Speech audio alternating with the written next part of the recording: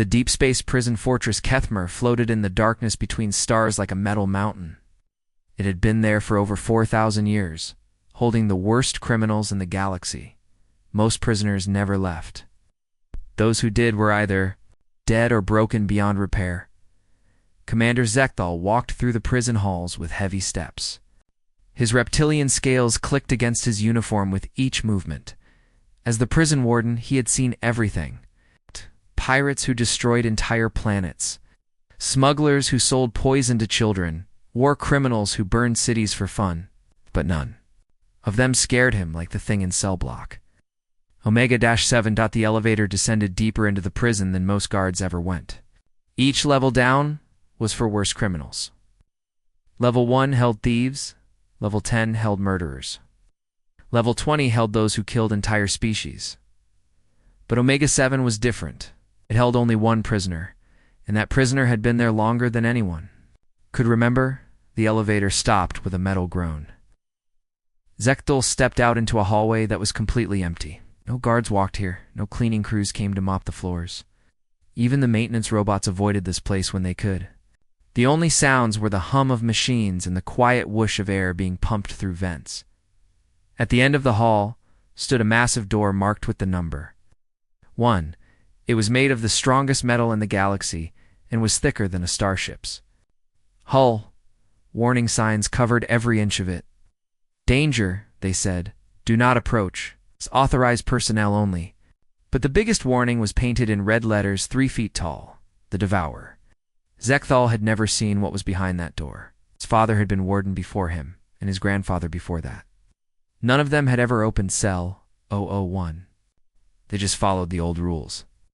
Feed the thing twice a day through the automated system. Never go inside. Never turn off the force fields. Never, ever let it out. But now the feeding system was broken. The problem started 3 days ago. The machines that delivered food to Cell 001 began making strange noises. Then they started breaking down one by one. First, the food processor stopped working. Then the delivery tubes got clogged. Finally, the whole system shut down with a series of loud bangs and sparks. Zekthal called for repair crews, but they refused to go near Omega-7. He sent maintenance robots, but they never came back. The camera feed from Cell 001 just showed darkness. Nobody knew if the creature inside was still alive or if it had somehow escaped. The warden sat in his office, staring at reports on his desk. The Emperor would want answers soon. Emperor Vaxel did not accept failure, and he especially did not accept excuses. If the creature in Cell 001 died or escaped, Zekthal would be executed. If he could not fix the problem, he would be executed. There seemed to be no way out. A knock on his door interrupted his dark thoughts. "Come in," he called. A young guard entered and saluted. "Sir, there's a human prisoner who wants to speak with you. Says he can help with the cell." Oh, one problem." Zekthal's eyes narrowed. Humans were rare in the galaxy. Most alien species thought they were weak and stupid. They came from a small planet called Earth and had only recently joined the galactic community. This particular human had been arrested 3 years ago for punching a trade official during a business meeting. His name was Jack Morrison. "Send him in," Zekthal said. He was desperate enough to listen to anyone, even a primitive human. Jack Morrison walked into the office with his hands cuffed behind his back. He was average height for a human, with brown hair and green eyes. His prison uniform was clean and neat. Unlike many prisoners, he still looked healthy and alert after 3 years in jail. "Warden," Jack said with a small nod. "I hear you have a problem with your feeding system." "How do you know about that?" Zekthal asked. "Information about Cell 001 was supposed to be classified. Word travels fast in prison," Jack replied, "especially when the guards start looking scared. I've been watching your maintenance crews refuse. Jobs and your robots disappear. It doesn't take a genius to figure out something's wrong in the deep levels." Zekthal studied the human carefully. In 3 years, Jack Morrison had never caused trouble. He followed rules, stayed out of fights, and even helped other prisoners learn to read. But this was different. This was dangerous. "What do you think? You can do that my trained crews cannot?" the warden asked. Jack was quiet for a moment. Then he said, I've been reading about your prisoner, the one they call the Devourer.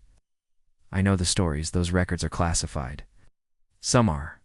But there are old stories that prisoners tell each other. Stories about the war 4,000 years ago.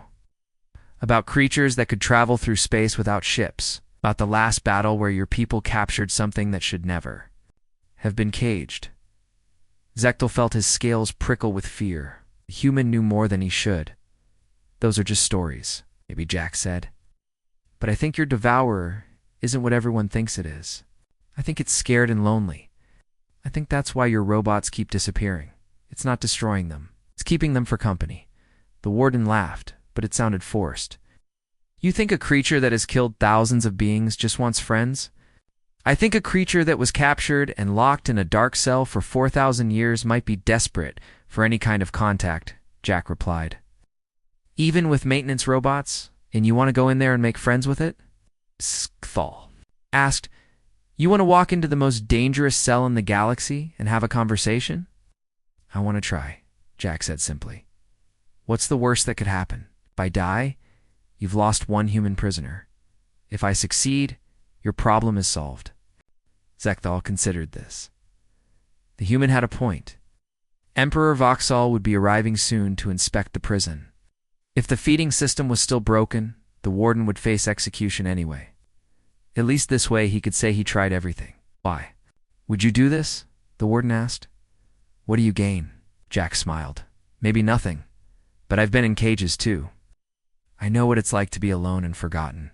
If there's even a small chance that thing in cell 001 just needs someone to treat it like a living being instead of a monster, then I have to try. The warden was quiet for a long time. Outside his office window, stars moved slowly past as the prison station rotated. Somewhere deep below them, in the darkest part of the fortress, something waited behind a door that had not been opened in 1,000 years. Finally, Zechtel spoke. If you die, it is not my responsibility. I understand. Jack said, If you somehow make things worse, I will have you executed myself. I understand that too. And if by some miracle you succeed, you will continue to serve your sentence. This does not earn you freedom. Jack nodded. I'm not doing this for freedom. I'm doing it because it's right. Zechtel looked at the human for a long moment. Then he pressed a button on his desk. Prepare cell block Omega-7 for entry, he said into his communicator. And bring me a basic food tray. Someone is going to cell 001. As guards came to escort Jack away, the warden wondered if he was making the biggest mistake of his career, or if this strange human might actually succeed where everyone else had failed. Either way, he would know soon enough. The door to cell 001 would open for the first time in over 1,000 years, and whatever happened next would change everything. Jack Morrison had been in Fortress Kethmer for 3 years, 2 months, and 16 days. He knew this because he marked each day on a small piece of metal he kept hidden in his cell. Other prisoners thought this was stupid. They said counting days only made time go slower. But Jack needed to remember that his life was still moving forward, even in this place. The prison held creatures from dozens of different worlds. There were the Zephyrians, with their blue skin and extra arms, like granite people who barely moved or spoke. The insect-like hive workers who clicked and buzzed to each other in languages no one else understood. And then there were a few humans like Jack, though they were rare. Most aliens in the prison ignored the humans. They thought Earth people were weak and simple. Humans had no natural weapons like claws or poisonous skin. They were not very strong compared to most alien species. They could not fly or breathe underwater or survive in space without suits. To the other prisoners, humans seemed like children who somehow got lost among the adults. But Jack had surprised everyone during his time in prison. When the granite people got sick from bad food, Jack figured out what was wrong and helped the medical staff fix it. When 2 different alien gangs started fighting over territory, Jack found a way to divide the prison areas fairly so both groups were happy. When the computer system broke down, Jack managed to fix it using parts from broken cleaning robots. The other prisoners started calling him the problem solver. Guards came to him when they could not figure out difficult situations, even Warden. Zechtel had asked for Jack's help with prison management issues 3 times in the past year. Jack never asked for anything in return. He just helped because he thought it was the right thing to do. Now, as Jack walked through the prison corridors with 2 guards, other prisoners watched him go. Word had spread quickly about his meeting with the warden. Everyone knew about Cell 1 and the creature they called the Devourer.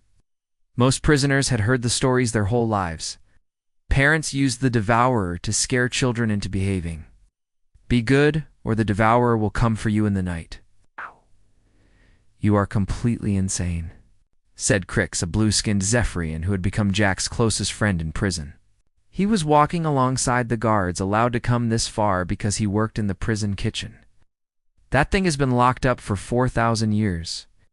There's a reason no one goes near it, maybe, Jack replied. But what if everyone is wrong? What if the stories got changed over all those years? What if the truth is different? What if you get eaten? Crix asked. What if you become the first human to be killed by the most dangerous creature in the galaxy? Jack thought about this as they walked. The hallways got quieter as they went deeper into the prison. Fewer guards patrolled these levels. The lights were dimmer. The air felt colder and heavier. It was like descending into the belly of some giant metal beast. I read about Earth cats, Jack said finally, in the prison library. Did you know that thousands of years ago, humans were afraid of cats? They thought cats were evil spirits. They killed cats because they were scared of them. But cats were not evil. They were just trying to survive. They were just different. This is not a house cat, Crix said. This is the Devourer. Killed entire armies. According to stories that are 4,000 years old, Jack replied. Stories told by people who were fighting a war. Stories that might not be completely true. They reached the elevator that led to cell block Omega 7. The guards stopped walking. One of them, a tall reptilian like the warden, turned to Jack. Last chance to change your mind, human, the guard said. Once we go down there, you are committed. The warden will not let you back out. Jack looked at the elevator doors. Behind them was a ride down to the most dangerous level of the most dangerous prison in the galaxy. Everyone thought he was crazy. Maybe he was. Something inside him said this was important. Something told him that the creature in Cell 001 was not what everyone believed. I am ready, Jack said. The elevator ride down seemed to take forever. Jack could feel his heart beating faster as they descended. The guards were nervous too. He could see it in the way they gripped their weapons and glanced at each other. When the doors finally opened, they stepped out into a hallway that felt completely empty. Jack had been in many parts of the prison, but this was different. The walls were thicker here. Doors were larger and had more locks. Red warning lights blinked slowly along the ceiling. The silence was so complete that Jack could hear his own breathing. They walked to the end of the hallway where a group of technicians waited with equipment. The massive door to Cell 001 stood before them, covered in warning signs and security panels. Jack could see that it had not been opened in a very long time. Dust covered the door frame, and some of the warning signs were so old they had begun to fade. The door has not been opened in 1,237 years, one of the technicians said. The security systems are all automated. Once we open it, you will have exactly 30 minutes before it closes again automatically. If you are still inside when it closes, you will be trapped until we can override the system. How long would that take? Jack asked. Maybe a day. Maybe a week. Maybe never, if something goes wrong. Jack nodded. He understood. This was his choice, and he had to live with whatever happened. The creature has not been fed in 4 days, another technician said. It may be very hungry. It may be very angry. We do not know what condition it is in. I understand, Jack said. Warden Zekful arrived, just as the technicians finished their preparations. He looked at Jack with an expression that was hard to read. Are you certain about this, human? Yes. Certain as I can be, Jack replied. Very well. The warden turned to the technicians. Open the door. The process took several minutes. First, the electronic locks had to be disabled. Then the mechanical locks had to be turned by hand because they were so old. Finally, the massive door began to move, sliding slowly to one side, with a deep grinding sound that echoed through the entire level as the door opened. A smell came out that Jack had never experienced before. It was not bad exactly, but it was strange. It smelled like metal and electricity and something else he could not identify. The inside of the cell was completely dark. "Your food tray," one of the guards said, handing Jack a simple metal plate. With what looked like protein paste and water, Jack took the tray and stepped toward the darkness. Behind him, he could hear the guards moving back to a safe distance. Emergency force fields powered up with a humming sound. Cameras turned to focus on the cell entrance. "Good luck, my friend," Crix called out from behind the force fields. Jack looked back one more time at all the faces watching him. Then he stepped forward into the darkness of cell 001. Not knowing if he would ever come back out alive, the door began to close behind him with the same grinding sound. In 30 minutes, it would seal completely. Whatever was going to happen, it would happen in the next half hour. Jack took a deep breath and walked into the unknown. Jack stepped into the darkness of cell 001 and stopped. The air was warm and thick, like being inside a cave. He could not see anything at first. His eyes needed time to adjust after the bright lights of the hallway. He stood very still and listened. There was a sound, soft and rhythmic like breathing, but much deeper than any human could make. It came from somewhere in the darkness ahead of him. Jack felt his heart beating fast, but he forced himself to stay calm. Getting scared would not help anyone.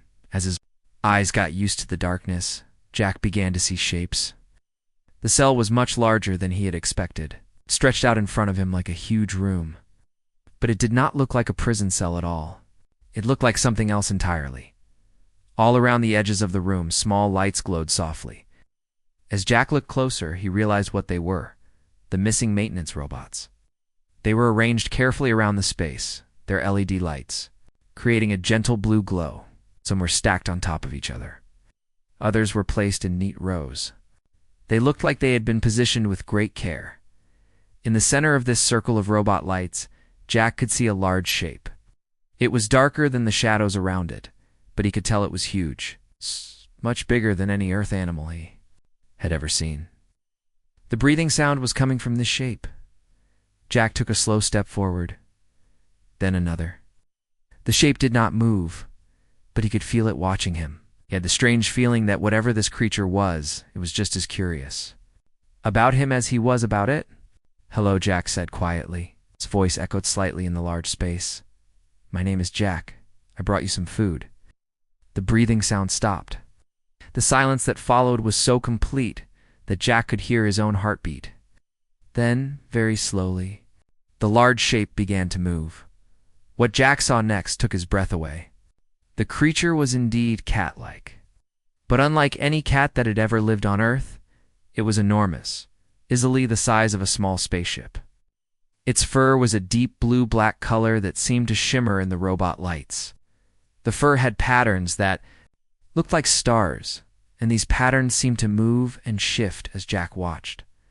The creature had 6 legs, each ending in paws that were bigger than Jack's entire body. Its claws were visible but retracted, like a house cat at rest. Its tail was long and thick, moving slowly back and forth. But what struck Jack most were its eyes. The creature's eyes were huge and golden, like 2 small suns.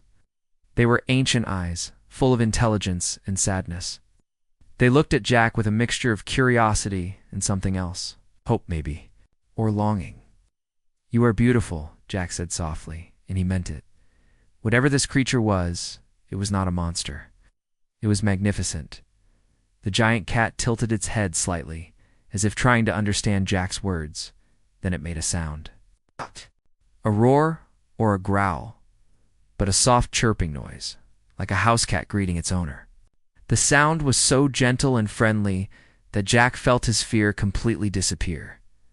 Jack set the food tray down on the floor and pushed it gently toward the creature. The giant cat looked at the tray, then back at Jack. It lowered its massive head and sniffed the food carefully. After a moment, it took a small bite, then looked at Jack again. "It is not very good food, I know," Jack said. "Prison food never is, but it is all I could bring you." The creature made another chirping sound, softer this time. Then something amazing happened. It began to purr. The sound was unlike anything Jack had ever heard, like the engine of a huge ship, but warm and comforting at the same time. The purring was so loud that Jack could feel it in his chest, like standing next to a powerful machine. But instead of being frightening, it made him feel peaceful. Jack sat down on the floor, crossing his legs. Ow. This seemed to make the creature more comfortable. It finished eating the food, then moved closer to Jack. Each step it took was careful and gentle, as if it was trying not to scare him. "You have been alone for a long time, have not you?" Jack asked. 4,000 years is a very long time to be by yourself." The creature stopped moving and looked directly at Jack. In those golden eyes, Jack saw something that made his heart hurt.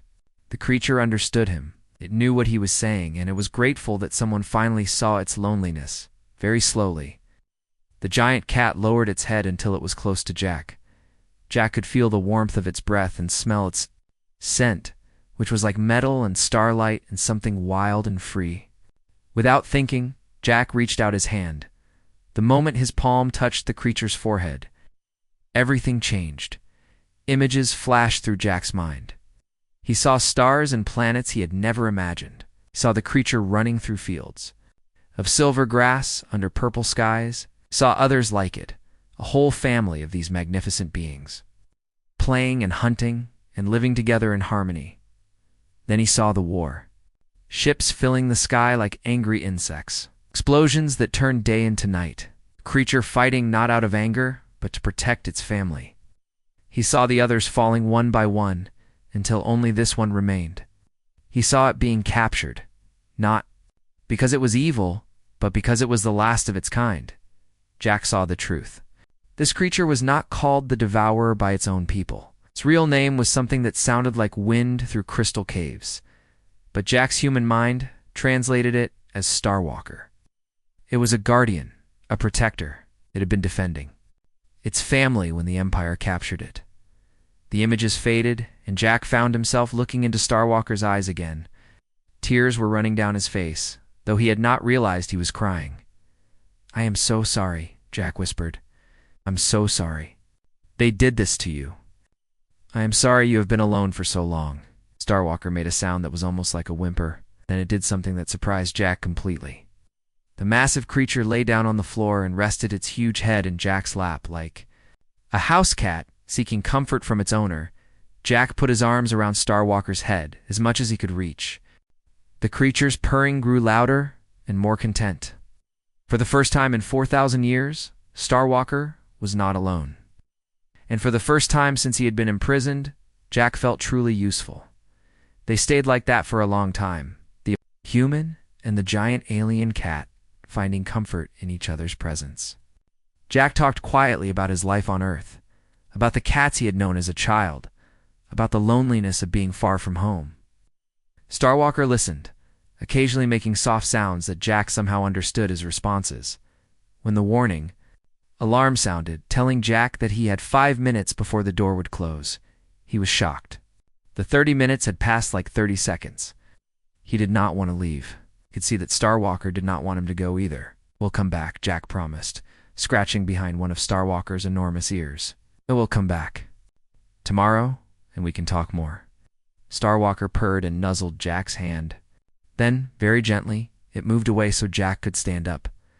As Jack walked toward the door, he turned back one more time. Starwalker was sitting up now, watching him leave. The creature raised one massive paw in what looked like a wave goodbye. Jack waved back, then stepped through the doorway just as the massive door began to close. The last thing he saw was Starwalker's golden eyes, no longer filled with sadness, but with something Jack had not expected to see: hope. The news of Jack's success spread through Fortress Kethmer like wildfire.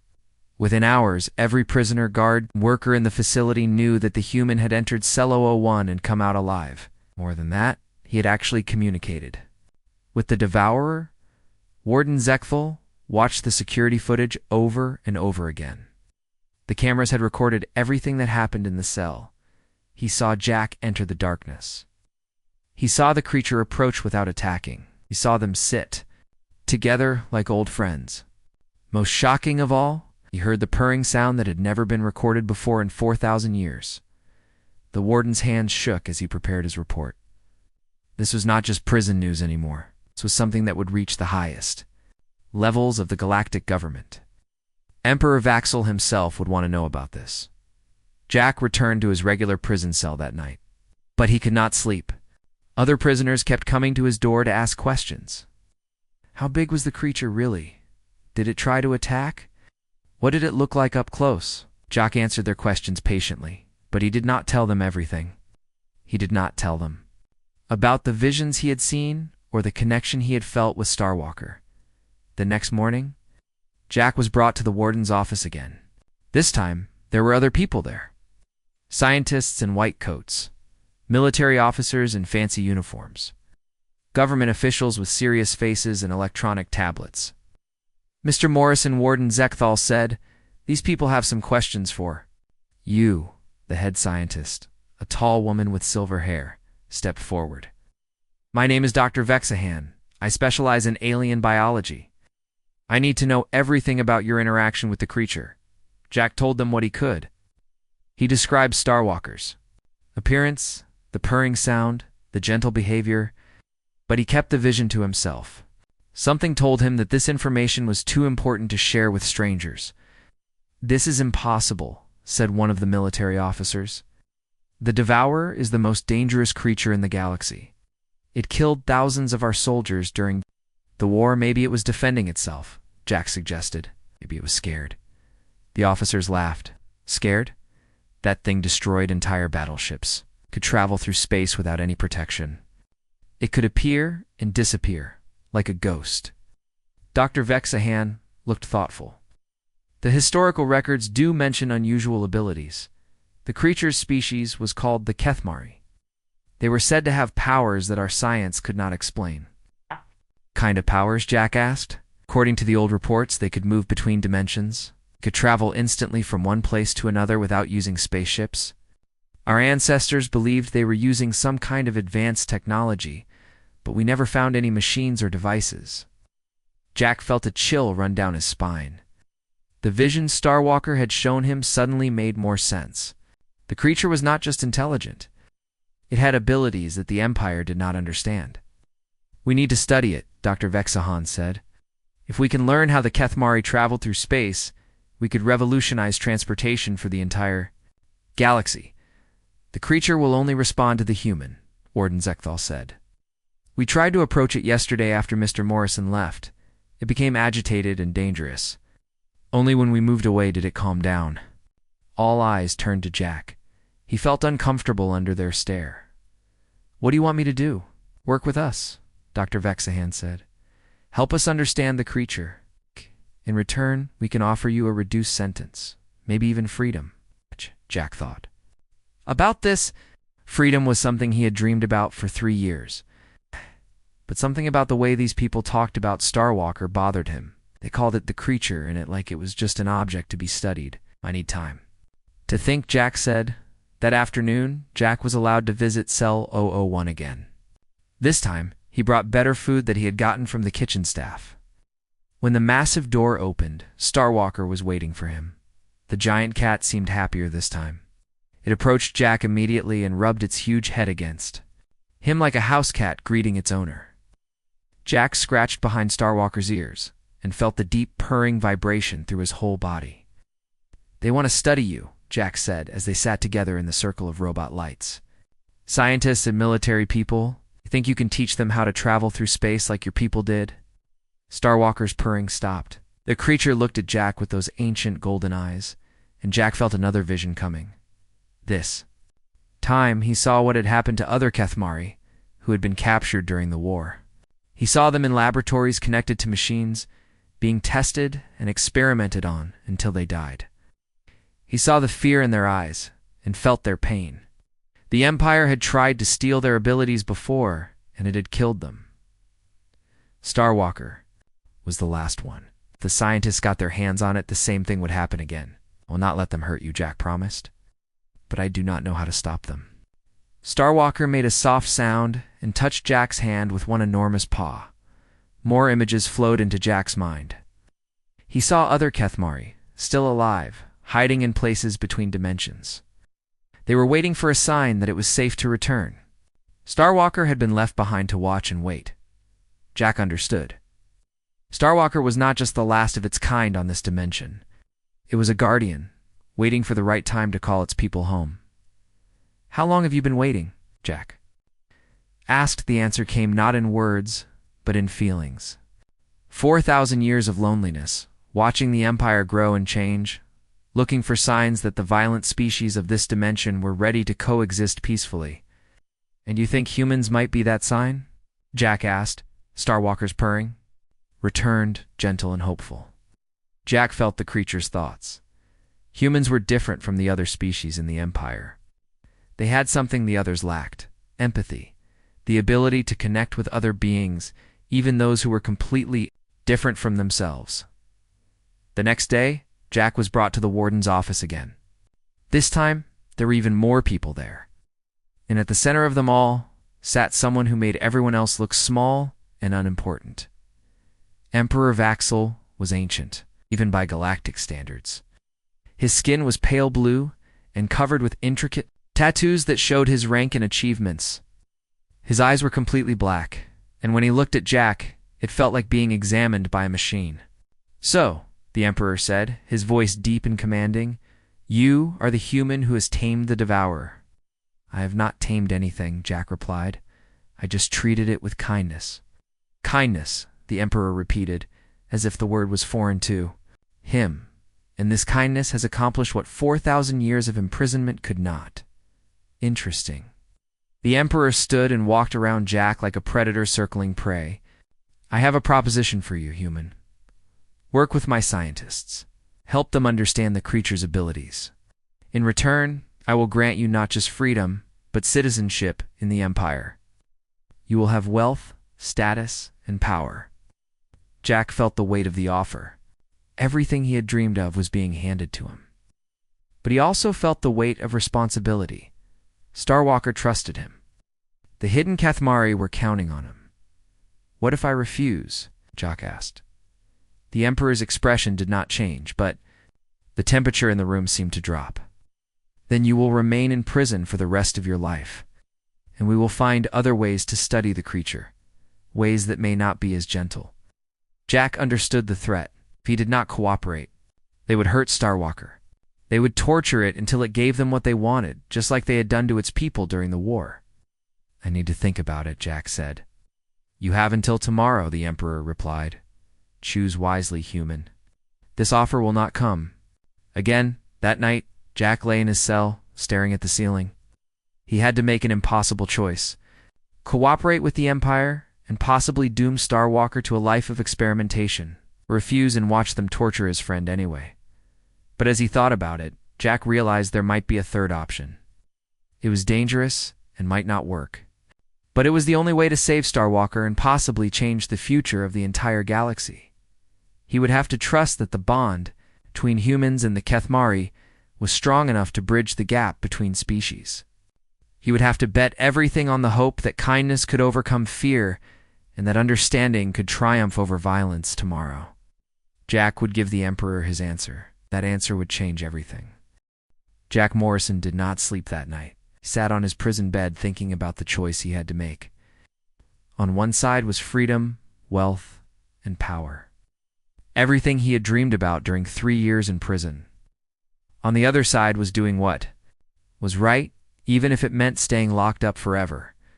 When morning came, Jack asked to see Starwalker one more time before giving his answer to the Emperor. The guards agreed, but this time they brought cameras and recording equipment.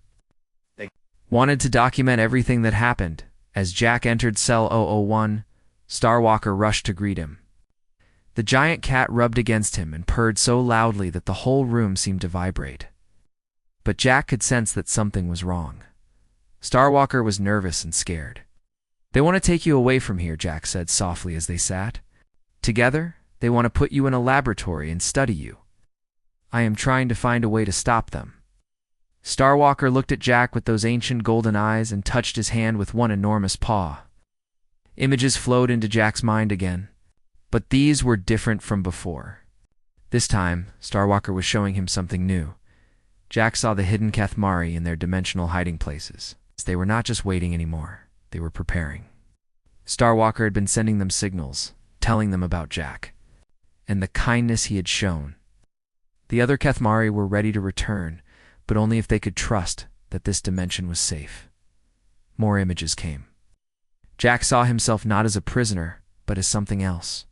An ambassador. A bridge between humans and the Kethmari. Someone who could help both species understand each other. "You want me to speak for your people?" Jack said. It was not a question. He could feel Starwalker's hope and trust flowing through. Their connection. Starwalker purred and nuzzled Jack's face. Then the giant cat did something that surprised everyone watching through the cameras. It stood up and walked to the center of the cell. It looked directly at the cameras and began to make sounds. These were not the gentle chirps and purrs Jack had heard before. These were complex vocalizations that sounded almost like language. Starwalker was trying to communicate with the people watching. Jack felt another vision coming, stronger than any before. This time, he was not just seeing Starwalker's memories. He was connected to all the hidden Kethmari. He could feel their thoughts and emotions. He understood what they wanted to say. "It says its people want to come home," Jack announced to the cameras. "They have been hiding for 4,000 years, waiting for the violence to end. They want to share their knowledge, but only if they can live in peace." The purring stopped. Starwalker looked at Jack and made a series of soft sounds that Jack, somehow, understood perfectly. "It says humans are different from the other species in the Empire. Humans have the ability to understand and connect with others, even those who are completely different. That is why Starwalker trusts me. That is why its people are willing to try again." When Jack returned to the warden's office, Emperor Vaxel was waiting with his scientists and military officers. They had all watched the recording of Jack's latest visit to Cell 001. "Fascinating," Dr. Vexahan said. "The creature was clearly trying to communicate with us. If we could understand its language, we could learn so much." "The human seems to understand it," one of the military officers noted. "How is that possible?" Emperor Vaxel studied Jack. "Carefully, well, human, have you made your decision?" Jack took a deep breath. This was the moment that would decide everything. "I have a different proposal, Your Majesty." The Emperor's eyebrows raised slightly. "You dare to make a proposal? To me?" "Yes," Jack said, surprising himself with how steady his voice sounded. "Starwalker's people, the Kethmari, are still alive. They are hidden in other dimensions, waiting for a sign that this galaxy is ready for peace. If you try to force Starwalker to reveal their secrets, they will never return. But if you show them that the Empire has changed, that it can accept differences and live in peace, they might be willing to share their knowledge willingly." "And what role would you play in this arrangement?" the Emperor asked. "I would be an ambassador, a representative of humanity to the Kethmari, and their representative to the Empire. Humans could serve as mediators between your people and theirs." The room fell silent. Jack could see the scientists and military officers exchanging glances. Some looked interested. Others looked skeptical. The Emperor's expression was unreadable. "You ask me to trust the word of a primitive species that has barely left its home planet," the Emperor said finally. "I ask you to try something that has never been tried before," Jack replied. "For 4,000 years, the Empire has ruled through fear and force. It has worked, but it has also made enemies. The Kethmari could be allies instead of prisoners. They could help the Empire grow and explore in ways you never imagined. And if they refuse, if they decide to attack us instead," Jack felt Starwalker's presence in his mind, calm and reassuring. "They will not attack. They are not a violent people. They only fought before because they were defending themselves. Give them a chance to live in peace, and they will share everything they know." Emperor Voxel was quiet for a long time. Could see him thinking, weighing the options. Finally, the Emperor spoke. "Very well, human. I will accept your proposal. But there are conditions." Jack's heart leaped, but he kept his expression calm. "What conditions?" "First, you will remain in imperial custody, not as a prisoner, but as a diplomat under close supervision. Second, Any communication with the Kethmari will be monitored and recorded. Third, if this arrangement fails, if the creatures prove to be dangerous, you will be held responsible. I understand, Jack said. And fourth, the Emperor continued, the first test of this new relationship will be simple. The creature in Cell 001 will demonstrate its abilities under controlled conditions. If it can indeed travel between dimensions, as the old records claim, then we will know its people are telling the truth. Jack felt a moment of fear. What if Starwalker refused? What if the demonstration went wrong? But then he felt that familiar presence in his mind, strong and confident. Starwalker agrees to the demonstration, Jack said. But it will only do it if I am there, and if you promise that no harm will come to it. The Emperor smiled, but it was not a kind smile, agreed.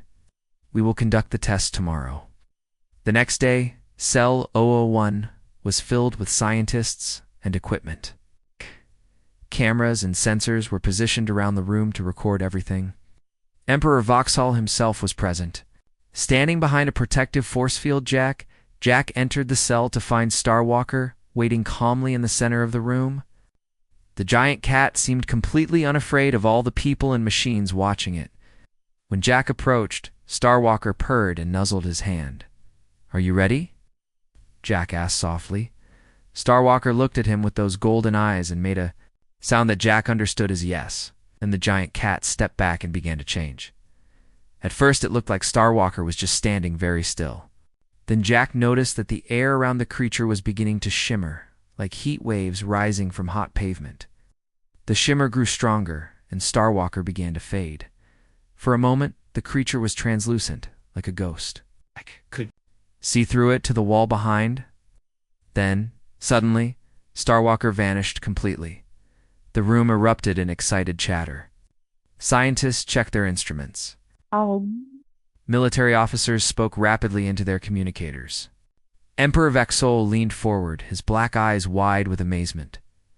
Then, just as suddenly as it had disappeared, Starwalker reappeared.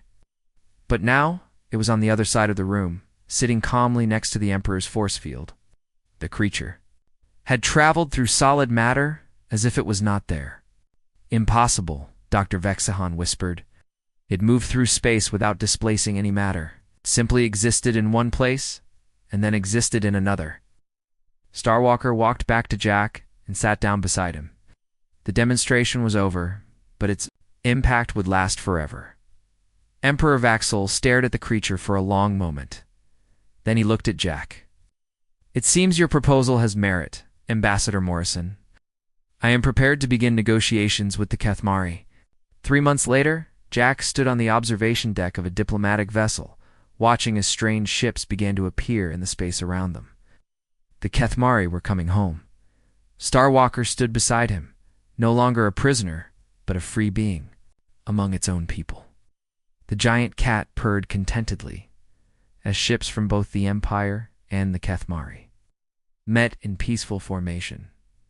Jack felt a small device in his pocket vibrate softly. It was a gift from Starwalker, a communicator that allowed him to stay in contact with his friend across any distance. The message that came through was not in words, but Jack understood it perfectly. It was the sound of contentment, of friendship, and of hope for a future where different species could live together in peace. For the first time in 4,000 years, the galaxy had a chance to be something better than it was, and it had all started with one human who chose kindness over fear.